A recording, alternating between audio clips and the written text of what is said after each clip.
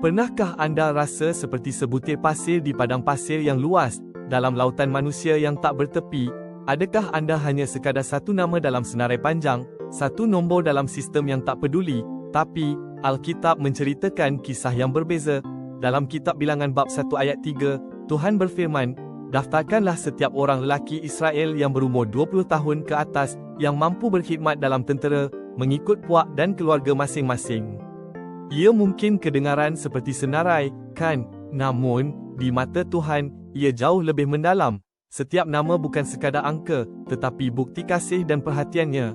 Dia melihat hati, bukan hanya statistik. Anda bukan hanya pahlawan, tetapi anak yang dikasihi. Ingatlah, anda istimewa. Nama anda terukir di telapak tangannya. Setiap tawa, air mata, impian anda dikenalinya. Anda bukan hanya bernilai, tetapi berharga tak terkira. Marilah kita hidup dengan kesedaran ini, menyebarkan kasih yang sama kepada sesama, kerana setiap nyawa berharga di mata Tuhan.